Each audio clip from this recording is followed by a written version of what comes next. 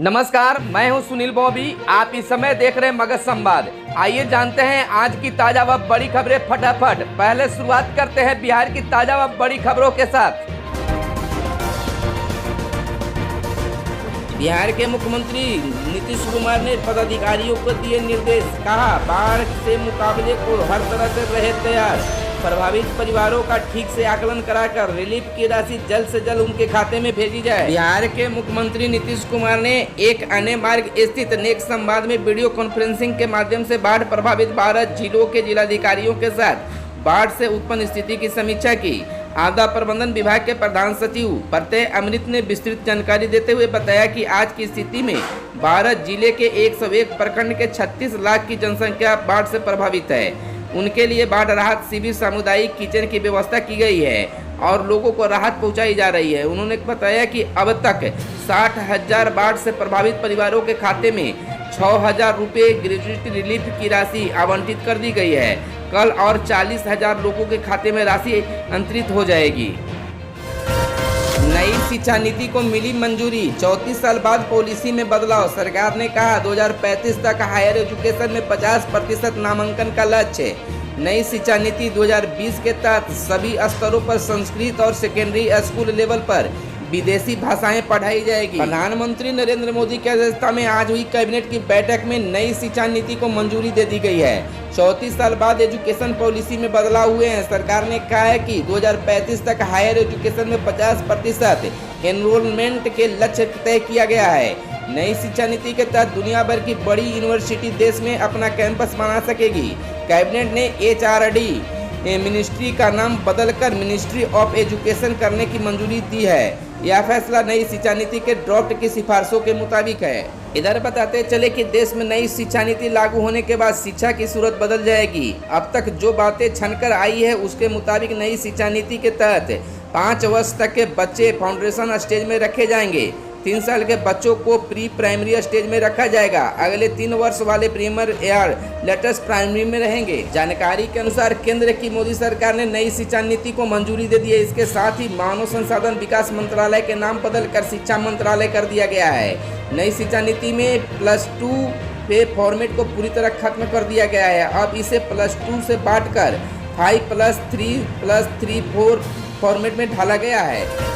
भारत में आ गया Rafale. France से 7,000 किलोमीटर की दूरी तय करके 5 राफेल बुधवार दोपहर करीब 3:15 पर अंबाला एयरबेस पर उतरे। राफेल के कुछ देर तक अंबाला के आसमान पर गरजते हुए उड़ान भरी और फिर एयरबेस पर असूल लैंडिंग की। 5 राफेल एक ही एयर स्ट्रिप पर एक के बाद एक उतरे। इसके बाद इन्हें वाटर कैनर सैल्यूट दिया गया। राफेल को अगवानी वायुसेना प्रमुख air chief marshal RKS Bhadauria समेत वेस्टर्न एयर कमांडर के कई अधिकारियों ने की। अनलॉक 3 की गाइडलाइन हुई जारी। स्वतंत्रता दिवस पर सोशल डिस्टेंसिंग के साथ कार्यक्रम होंगे। 5 अगस्त से योग संस्थान और जिम खुल सकेंगे। स्कूल कॉलेज 31 अगस्त तक रहेंगे बंद। केंद्र सरकार ने 1 अगस्त से लागू होने वाले अनलॉक 3 की गाइडलाइन जारी कर दी है। 1 अगस्त से नाइट कर्फ्यू यानी रात में लोगों की आवाजाही पर लगी पाबंदी हटा दी गई है। योग संस्थान और जिम को खोलने की भी मंजूरी दे दी गई है, लेकिन ये भी 1 के बजाय 5 अगस्त से खोले जाएंगे और इस दौरान सोशल डिस्टेंसिंग का पालन करना जरूरी होगा। 15 अगस्त के कार्यक्रम सोशल डिस्टेंसिंग के साथ होंगे। इस दौरान मास्क पहनना जरूरी होगा। वंदे मातरम मिशन के तहत सीमित दायरे में इंटरनेशनल एयर ट्रैफिक को मंजूरी मिल गई है। इससे आगे और ज़्यादा बढ़ाया जाएगा।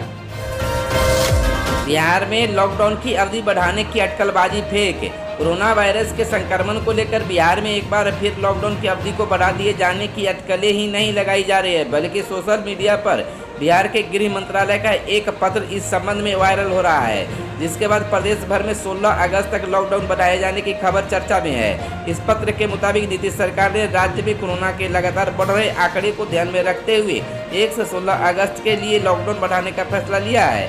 सोशल मीडिया में खबर वायरल होने के बाद बिहार सरकार ने ऐसी किसी भी खबर को गलत करार दिया है। सरकार की ओर से ट्वीट कर यह जानकारी सार्वजनिक की गई। इनमें एक्टर सुशांत सिंह राजपूत केस में CBI जांच से इनकार। एक्टर सुशांत सिंह राजपूत सुसाइड मामले में महाराष्ट्र सरकार ने सीबीआई जांच से इनकार कर दिया है। राज्य के गृह मंत्री अनिल देशमुख ने कहा है कि इस मामले में सीबीआई जांच की जरूरत नहीं है। मुंबई पुलिस इसकी जांच में सक्षम है। नेता प्रतिपक्ष तेजस्वी यादव ने कहा, शिक्षक नियोजन प्रक्रिया क्यों लंबित है। नेता प्रतिपक्ष तेजस्वी यादव ने सरकार से सवाल पूछा है कि बेरोजगारी के बावजूद हजारों की संख्या में शिक्षकों की नियोजन प्रक्रिया लंबित क्यों है।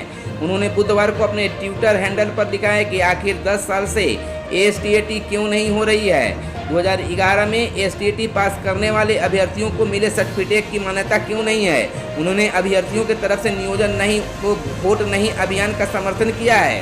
उन्होंने कहा कि नियोजन नहीं होने से अभ्यर्थियों में निराशा है। तो उन्होंने कोरोना मामले में राज्य सरकार पर आरोप लगाया कि स्वास्थ्य मंत्री और स्वास्थ्य सचिव को समान से मानक प्रक्रियाओं के पालन कराने में संदर्भ में कहा था। उन्होंने कहा कि कोरोना मामले में यह सरकार अभी भी गंभीर नहीं है। प्राइमरी नियोजन पर सुनवाई को लेकर महाधिवक्ता को पत्र। शिक्षा विभाग छठे चरण के प्राइमरी नियोजन को सुनवाई में तेजी लाने के लिए आगे आया है। इस संदर्भ में शिक्षा विभाग के अपर मुख्य सचिव आर के महाजन ने बुधवार को महाधिवक्ता को पत्र लिखकर 90,763 प्रारंभिक शिक्षक नियोजन प्रक्रिया को जल्दी शुरू कराने और हाईकोर्ट के समक्ष सरकार का पक्ष रखने का आग्रह किया है। इससे पहले हाईकोर्ट में एक आदेश के बाद नियोजन की कवायद ठप हो गई थी। 2 मामलों में हाईकोर्ट के आए आदेश से सरकार को सितंबर माह में पक्ष रखने का समय दिया गया है। अपर मुख्य सचिव आर के महाजन के आधिकारिक पत्र में महाधिवक्ता से निवेदन किया गया है कि हाईकोर्ट के पिछले आदेश की पृष्ठभूमि में नियोजन प्रक्रिया को संचालित करने में दिक्कत आ रही है। दोनों मामलों में शपथ पत्र व अपील याचिका इंटरलोकेटरी एप्लीकेशन दायर करने की कार्रवाई की जा रही है।